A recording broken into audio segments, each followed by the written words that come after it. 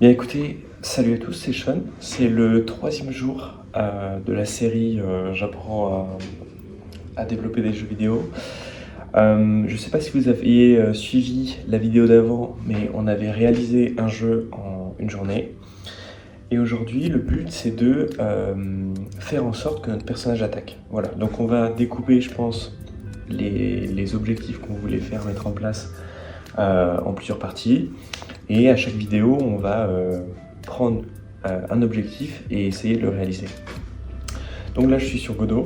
Vous allez avoir un enregistrement de l'écran et je vais essayer d'expliquer, de réfléchir avec vous. Je ne suis pas du tout un pro, donc la façon dont je mets ça en place est sûrement pas la bonne. Ou peut-être que ça l'est, on ne sait pas. C'est un peu du gambling. C'est un peu du putain de gambling. Mais en gros, je vous explique un petit peu mon idée. Pour qu'on puisse attaquer, il faut déjà qu'on mette un bouton qui s'appelle attaque. Donc ça va être hyper simple. Je vais juste dans mon projet, paramètres du projet, je vais dans contrôle et là je mets ajouter une action qu'on va appeler attaque. Hop, attaque. Donc j'ajoute cette option là et ensuite je vais ajouter une touche. Donc moi ça va être L pour mon clavier. Et donc voilà, une fois qu'on a les touches de mise, on va essayer de les paramétrer et assez vite on peut se rendre compte qu'on attaque. Donc ce qu'il faut faire c'est que... alors déjà mon plan d'attaque sur cette mise en place d'attaque. L'idée c'est que quand j'appuie sur une touche, donc ma touche d'attaque, je récupère la direction de mon personnage, donc s'il regarde vers la droite ou vers la gauche, et je crée une hitbox d'attaque en gros. C'est une hitbox et s'il y a quelque chose dedans, bah, cette chose-là prend des dégâts. J'ai une série d'animations qu'on peut voir ici, que j'ai déjà ajoté à partir des assets dont je vous ai déjà parlé dans la vidéo d'avant. Et en gros, ça c'est mon animation d'attaque. Donc c'est... Voilà, c'est un espèce de petit coup qui met vers l'avant, ok. Donc là, je suis quasiment sûr que si on lance le jeu, je sais pas si j'ai enregistré, mais j'espère que oui. Si j'appuie sur L ou M, attends, bien sûr ça marche pas. Ok, j'ai peut-être une idée. Alors en gros, il y a un truc qui est hyper chiant, enfin qui est pas hyper chiant mais qu'il faut garder ça en tête. C'est que en gros l'animation elle peut être stoppée par une autre animation. C'est-à-dire que là j'ai une animation d'idle, donc d'AFK, qui est lancée à chaque tick. Donc à chaque tick je vérifie que mon personnage ne bouge pas. Et donc s'il ne bouge pas, je lance idle. Donc pour corriger ce problème de blocage d'animation, ce que j'ai fait du coup c'est que j'ai créé une variable qui s'appelle canMove, donc c'est un booléen 0 ou 1. Et lorsque j'attaque, elle passe en false, donc c'est-à-dire qu'elle ne peut pas bouger et donc elle bloque toutes les animations autres que celles d'attaquer. Et une fois que l'attaque arrive à la fin de l'animation, cette variable repasse sur true et donc on peut reprendre le mouvement. En gros, quand mon animation se termine, je peux bouger. Donc on va tester pour voir si ça marche. Je pense pas en vrai, mais... Alors le problème c'est que ça me met en repeat, salaud. Salaud. Donc là, si ça me met en repeat, ça veut dire que dans la partie animation, voilà, je vais bouger ça. Ok, donc là normalement... Perfect, voilà, ça marche, let's go.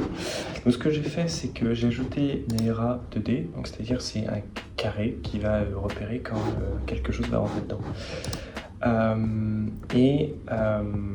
Un truc de collision et une animation qui est du coup le coup début. Okay. Donc nous avons ajouté un carré de collision du côté droit de notre personnage. Nous avons fait exactement la même du côté gauche. Et maintenant le but c'est de réussir à savoir quel côté doit être utilisé.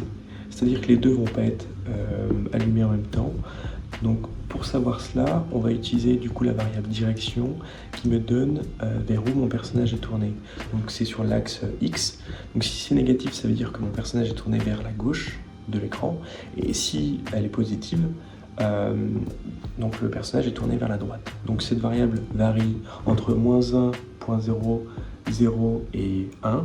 Donc la valeur 0, elle ne nous sert à rien parce que ça veut dire que le personnage ne bouge pas et en tout cas il n'a pas de direction sélectionnée, alors que quand il est en -1 ou 1, ça ce sont des variables qui nous intéressent et comme ça on va pouvoir savoir de quel côté il est pour aligner, en tout cas allumer la bonne box de collision. Règle d'attaque, donc -1, 1.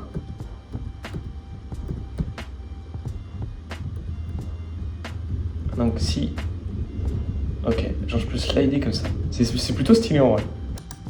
Je fais animated left point flip h flip horizontalement égale true.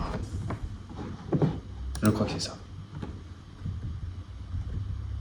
Ok, donc on a notre attaque. Alors qu'est-ce qu'on va faire maintenant?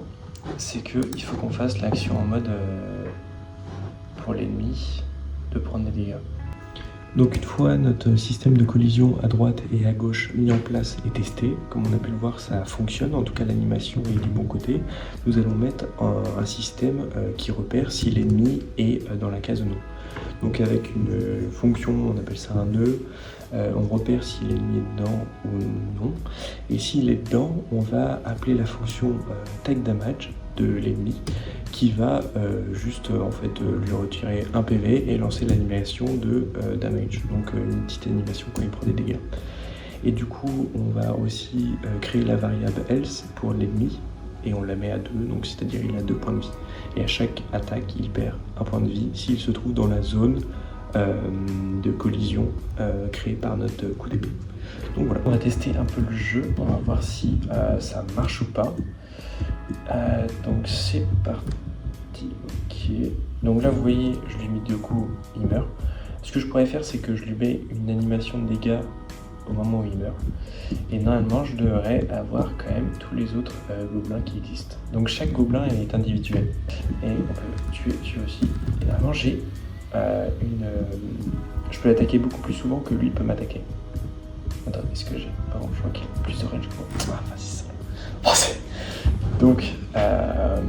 Donc ça marche. On a réussi à faire en sorte qu'il attaque et qu'il puisse tuer des gobelins. Donc on a réussi notre objectif, c'est hyper cool.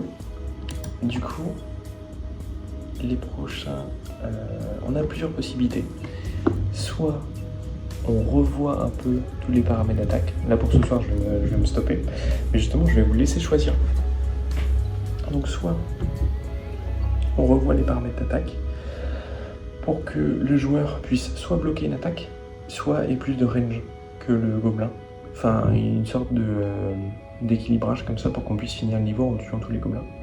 Soit on ajoute une potion de vie, ok, soit on ajoute une deuxième attaque. Donc voilà, vous avez la possibilité. Donc revoir l'équilibrage, ou ajouter une potion, ou ajouter une deuxième attaque, ok. Et ce sera peut-être une attaque genre en mode il tire à l'arc ou un pouvoir, un truc comme ça, un truc un peu stylé comme ça. Ok, donc en vrai je suis hyper content de ce qu'on a fait. Genre vraiment on a été plutôt efficace, etc. Et ça marche. À peu près il y a quelques bugs, mais bon en vrai ça c'est pas... Je pense qu'il faut pas être trop exigeant au début. Parce que des projets comme ça on va en faire genre 1 million.